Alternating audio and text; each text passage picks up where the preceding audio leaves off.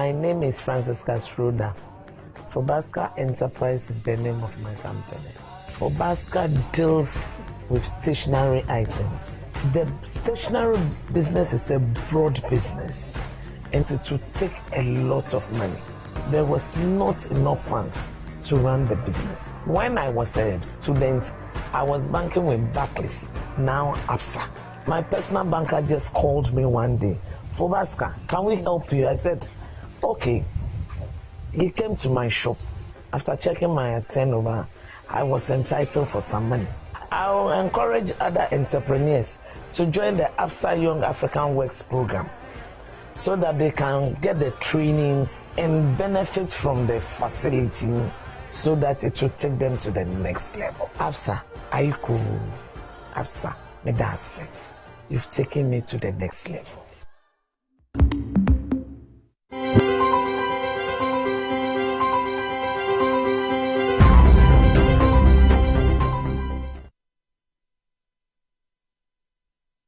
Hello, you're welcome to another edition of the Citi Business Festival Forum. My name is Vivian Kai Loko. Thank you so much for making time to join us for another exciting discussion. Today we're looking at the changing face of the Ghanaian retail market. When we come back, we'll delve into details on this particular topic. To stay with us, we'll be right back.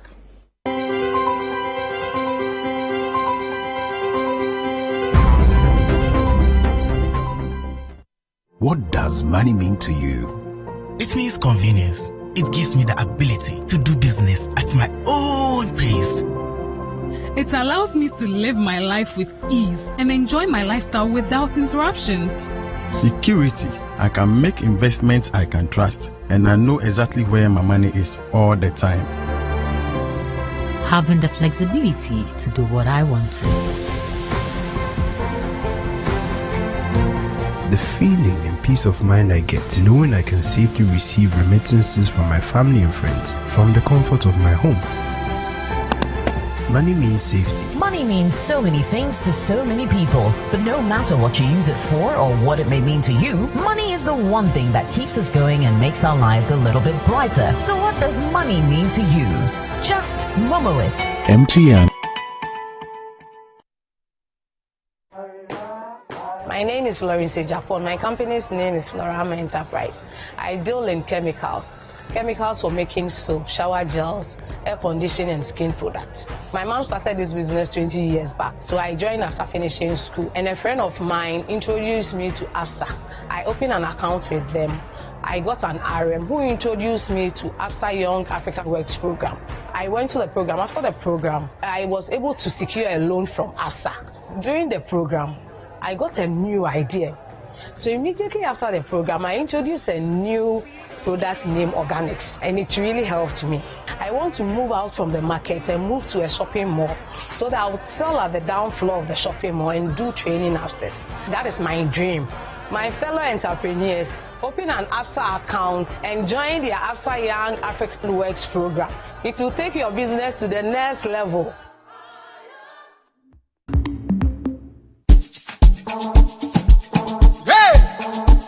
Years ago, we collect the money. The money don't drop. We collect the money. Jimmy D, Jim Candy, collect the money. Zippe. Jimmy D, zippe. Jimmy D, zippe. You go chop, make a chop. Put my feel from the Qatari. Come and lie. Follow no road. Zippe we day your back. Follow no road. Zippe we day your back. Una bayam. Una kusada. Ngade na mukena. Send money from Zippe to Zippe and receive 5 CDs cashback. Life moves on and Zippe moves with you. Jimmy D.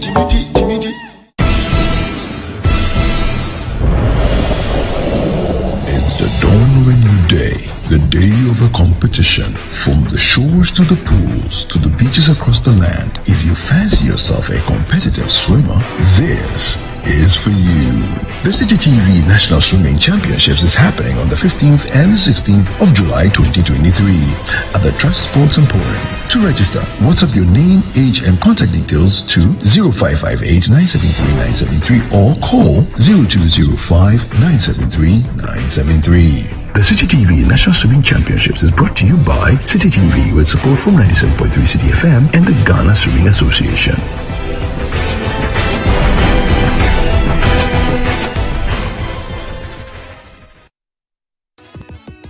If you're a whiz kid that collects straight A's in your sleep, a brainy brains that aces quizzes without even trying, or a clever clogs that knows just about everything, then there's one more battle you have to win. The Literacy Challenge. The nationwide search for the best junior high student is on. Think it could be you going home with 10,000 Ghana cedis and a glitzy trophy? Then, in not less than 600 words, write a story that ends with the following statement. The happiest people do not have the best of everything, they make the best of everything they have. Stories should be written in your own handwriting with the deadline of Saturday, the 15th of July 2023 in mind. Submissions must include an endorsement by a parent or guardian and their full contact details. And once you're done, shoot off your entries to the front desk of Citi TV or Citi FM. Or you can send entries to PO Box GP 14123 Accra Central.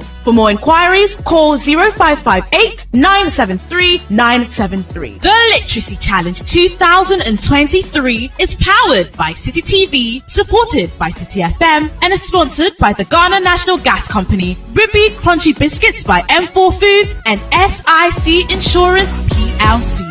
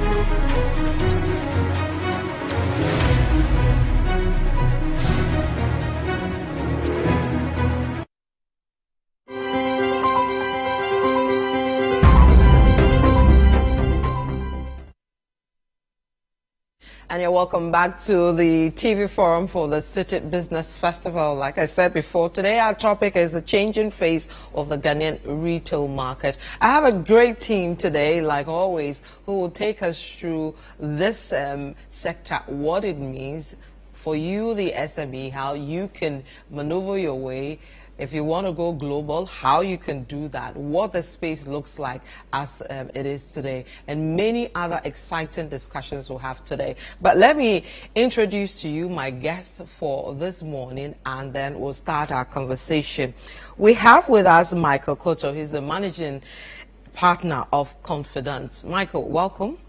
Thank you, Vivian. And then we have Madame Grace Enimbiaboa, Director of Business Banking at ABSA. Grace, welcome. Thank you, Vivian. And then we have Michael Harry Yamson, the Managing Partner at Ishmael Yamson and Associates. Michael, welcome. It's a pleasure. So I have two Michaels today. I hope I don't mix it up. You are outvoted. And of course, we are being joined via Zoom by Mr. Robert Amkan Lindsay, who is a former Deputy Minister of Trade. Mr. Amkan Lindsay, welcome as well. Good morning and welcome. We wish you were here and in person. We know this Zoom thing is now become a thing for all of us, but we still love the in-person people. But thank you so much for joining us as well. So we'll start the conversation, ladies and gentlemen, if you will permit me to do that. And I want, for those who are watching and they don't really understand the retail space or what it looks like, I want us to give them a good understanding of that. So I'm going to start with you, Michael. You've been doing great great research about this space. The other Michael too has been doing great research about this space. And of course, Mr. Amkan Lindsay has been in that space.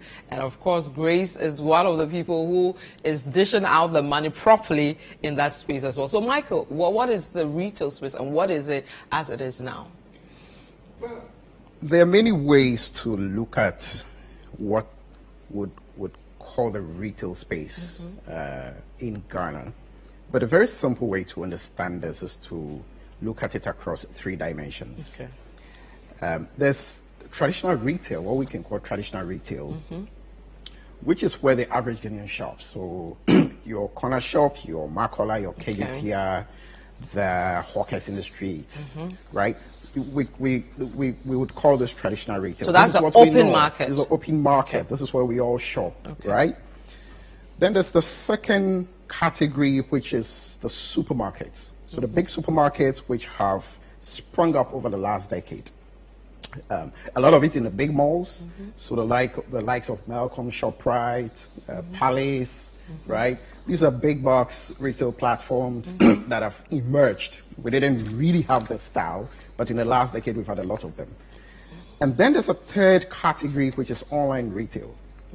In online retail, you could look at it, 2 main categories. There's your classic e-commerce online, so the likes of Jumia, or Amazon. And all those, But then there's social media. Okay. Instagram, Facebook, WhatsApp, which is where a lot of explosive online retailing is happening, especially in Ghana, because we've not been used to traditional e-commerce that much, right, in our market. But we found a way to repurpose social media platforms for e-commerce retailing. There's another category which is, it's almost like you wouldn't call that classically e-commerce. This is your buyer to seller marketplaces. So the likes of Gigi, Tonaton, which are platforms. Are they not? I thought you usually put them under the e-commerce. They're under e-commerce, but they are a sub-component because these are places that connect buyers and sellers. It's not an integrated e-commerce platform. So you can display your product, somebody finds it, they want to buy it, the two of you on your own, right? The platform doesn't have any liabilities, they don't have payment solutions integrated, they don't do delivery. As opposed to a classic e-commerce platform like Jumia, right? Payment solutions are normally integrated, delivery is integrated, Haptel, Glovo, if you order food, right? So the e-commerce space in Ghana is playing out across these 3 dimensions, and there are sub dimensions to it. We've seen some really fascinating trends in each of these 3 segments. I'll go over some of them very quickly. In the traditional retail segment, we've witnessed we've seen a lot of resilience. So over 80% of Ghanaians, we all shop there. That's where we all So that's where we all shop. And even though the big supermarkets and online are taking off, they are not necessarily adversely impacting traditional retail. It's very resilient, right? Our shopping habits and everything. 2 things. Number one, traditional retail is beginning to take advantage of online to extend its market reach. So a lot of people who have shops are beginning to use WhatsApp, Facebook, Instagram to begin to reach out to markets that they typically didn't have access to previously, right? So it's extending the reach of traditional retail.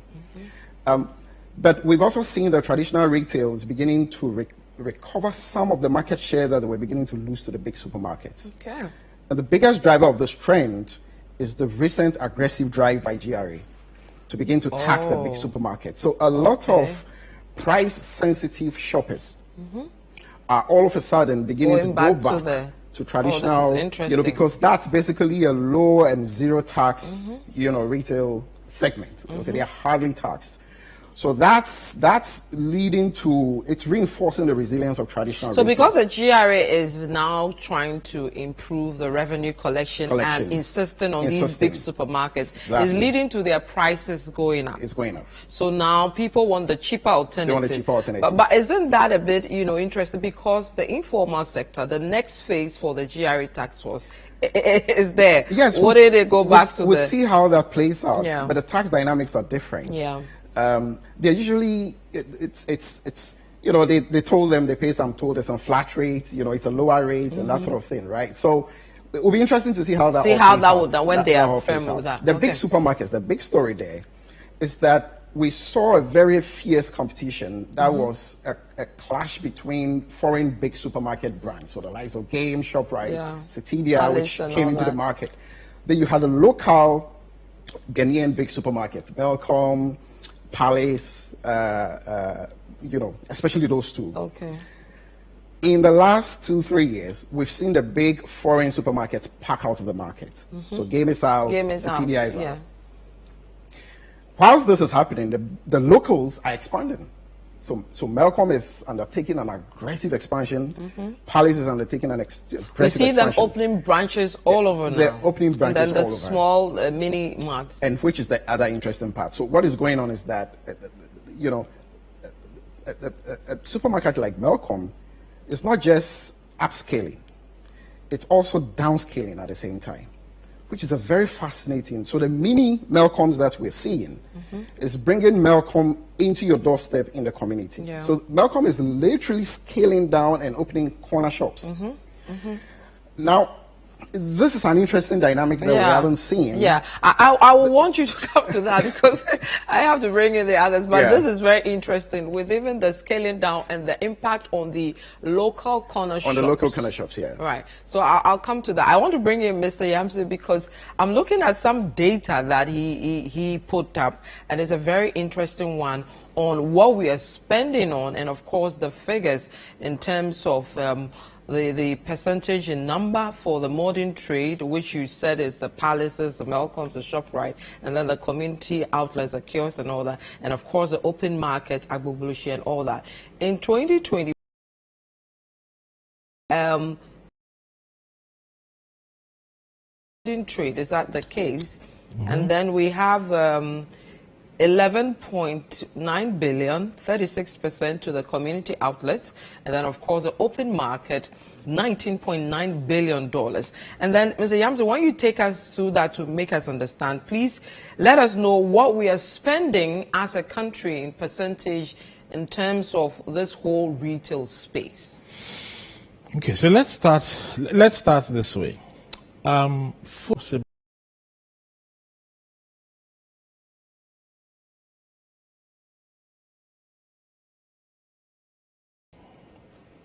We have seen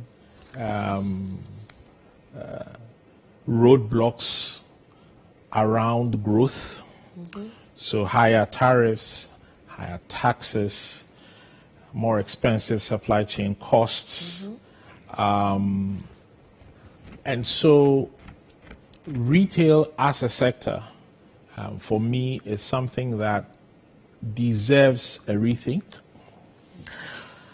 We are spectators.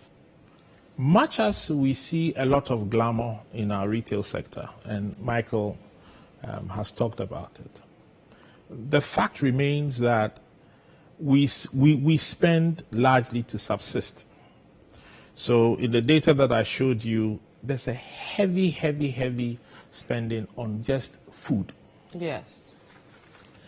Now, so just so I run through that interesting data. All right. It says we spent an individual in Ghana spends $922 every year on food, roughly. Yes. That is huge. That is huge. And the next category is what we spend on our homes. Yes, what we spend on our homes. So you're looking at the furniture, cement, everything and around. And it drops to $170. Yes, and this is, I'm looking at the figure, $170. Yeah. And then the third, we come to retail delivery and e-commerce, which is interesting because Michael was taking us through that. Together, we're spending over $100, 49 plus 7, over $120. And then at number 4, we have clothing. Clothing, yes. Which See how is, beautifully we are all turned yes, today. And we're spending $91.71 on clothing every year. And then the fifth one, of course, interested, alcohol and non-alcoholic beverages. That is over $100 as well annually. So people in clothing, food, alcohol, non-alcoholic drinks, and then, of course, e-commerce, retail, delivery. They are the big winners here. They are the big winners. But, of course, like the data is showing, the gap between food, $922, and the next 170, 120, 90, is just huge. We are simply subsisting. And that is a marker that we have to think very deeply about. When we talk about the need for industrialization, when we talk about the need for economic development, we just have to focus, if you ask me, on this one number. The gap between the spending on food and everything else. And a huge part of it is staples. Non-value added food. Oh, so it's 90% of that 60%, which is the open markets. Yeah. So that, think about it, 54% of all the retail is in basic non-value added products. That's scary stuff. So now that takes the smile off my face now. Because exactly. I was, Because it means that all the efforts in building the economy forward, in practical terms, is not going anywhere. Even if the minute we begin to talk about the need for us to progress as an economy, we have to be very sober and say that if indeed half of the value that's going through the retail has no value added to it, then that's where we have to pay great attention. That's where we have to pay great attention. It's nice to do cars, it's nice to do computers and telephones and all of those things. But half of that value is between the farmer and the middle class person who is willing to go and pay 10 times for an imported product because it's been done well. And it can be done.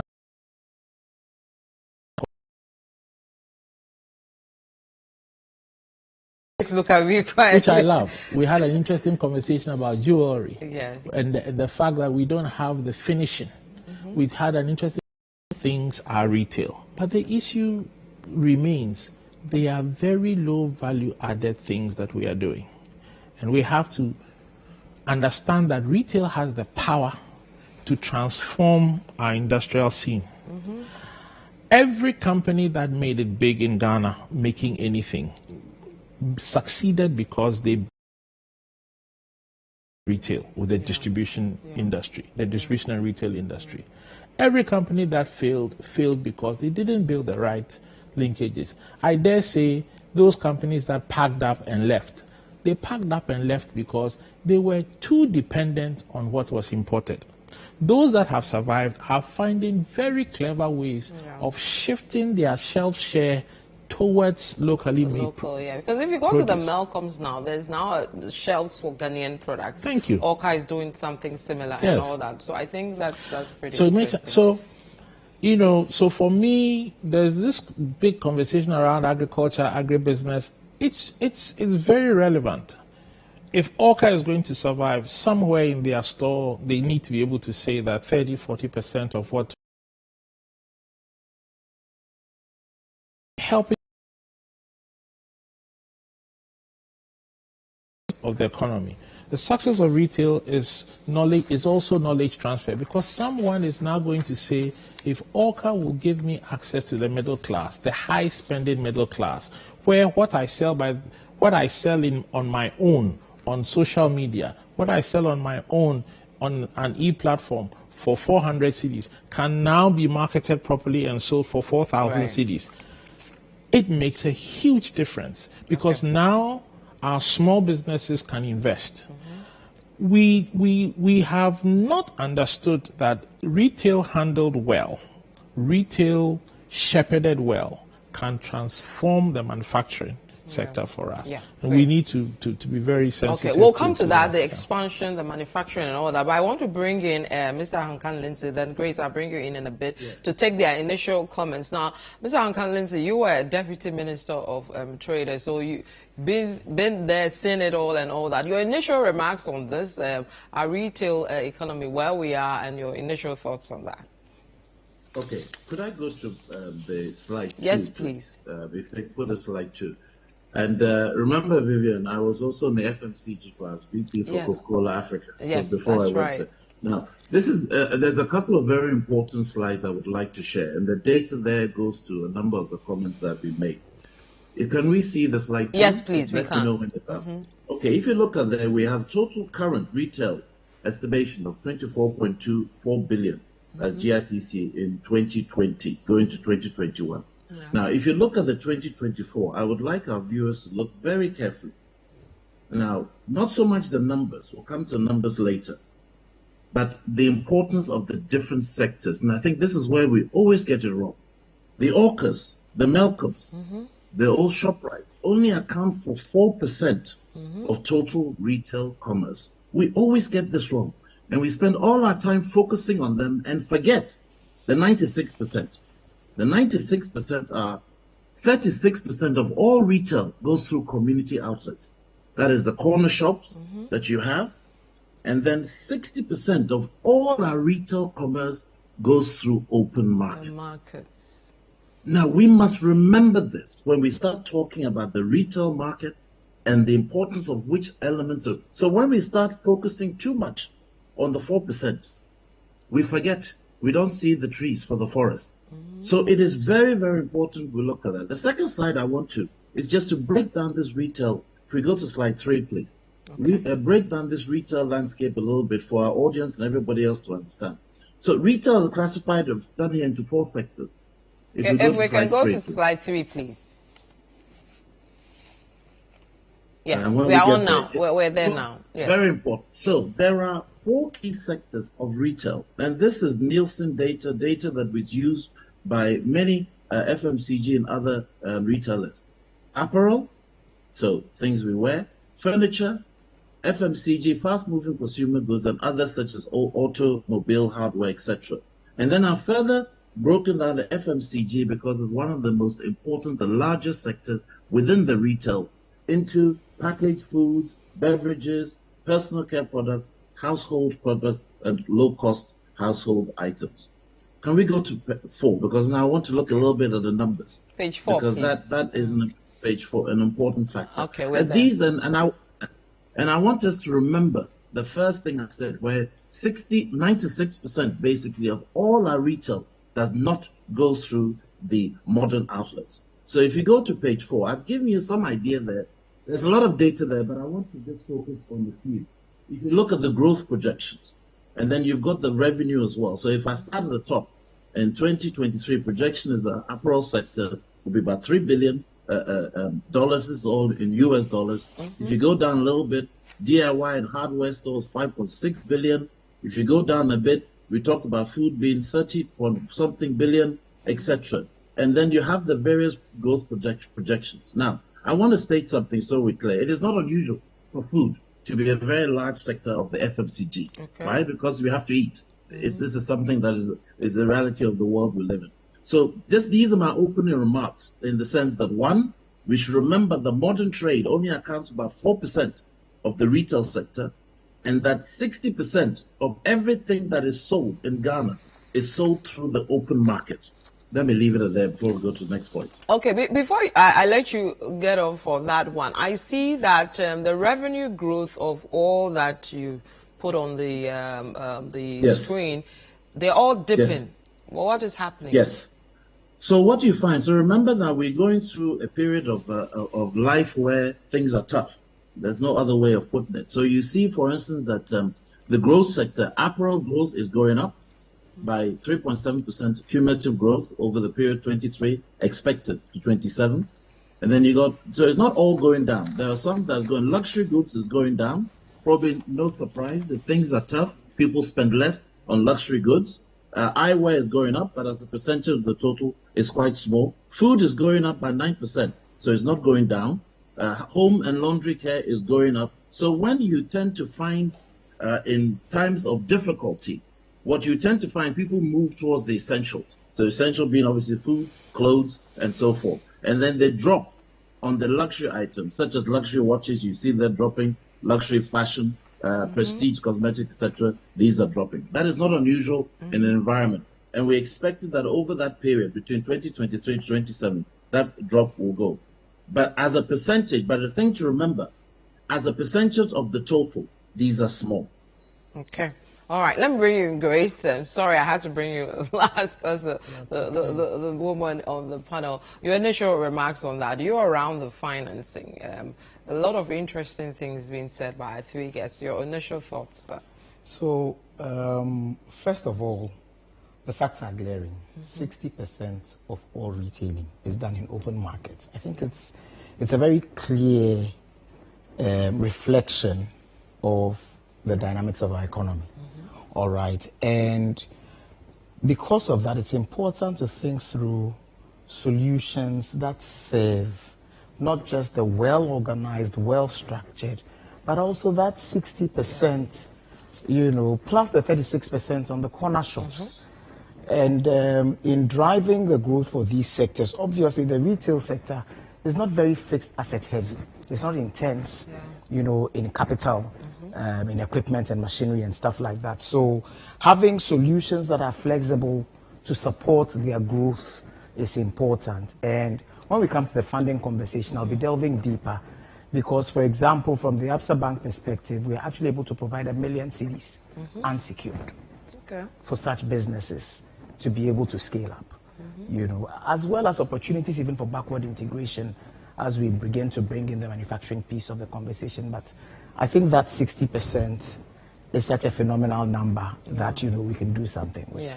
Right. So brings us to the next stage of the industrialization then, because if you look at the 60% there, like Mike, you said earlier, there's no value addition. It's just my aunt selling her yam somewhere in, say, Mokola, my cousin selling maybe cocoa yam at Agboglushe and all that. No value addition. And that is where the action is really, from there all the way to the corner shops. How do we change that? We start with Michael, then I come to Michael again, then we go around. Michael. Yeah. No, so for me, I think the value addition in retail, let me tackle that before I deal with industry. I think value addition in retail begins with the adoption of technology. Technology that facilitates that process of selling, number one. Technology that makes the retail space more inviting to the consumer. So in other markets, they've researched and done so much to understand what brings you in and keeps you in. Yesterday with Bernard, I talked about the standardization that we're beginning to see in certain retail spaces. Nothing says it cannot happen even in the open markets. But, we have a culture that seems to fight the formalization of the open market space. But this is where local government leaders have a huge role to play in whether we succeed or we regress as an economy, to make sure that the formalization of the open markets happen. So let me go back. The adoption of technology. So how do we buy, how do we sell, how do we track sales, how do we capture data about who is buying, what they are buying, so that even in the open market, we can begin to understand better what works. It is that data that then ultimately drives innovation. So what Nielsen does for the upper end, I promise you that is what marketing managers, trade marketing managers, category managers, managing directors sit down, look at, and design solutions. That fantastic product of Absa, it does not come from nothing. It comes from a deep understanding driven by data. And where we have the least formalized data sets is in that 60%. So there's a huge role to play getting technology into that 60% of the market. That's number one. Number two is the quality of people involved in retail. You go to retail when all else has failed for you academically. Right? And those who have gone to the very end of where academics can take them but branch into retail, throw away all the academics. Those are the two things that happen. So if you want to be in retail, roll up your sleeves, forget all about school. But retail is a science that in many other markets, people actually master and apply.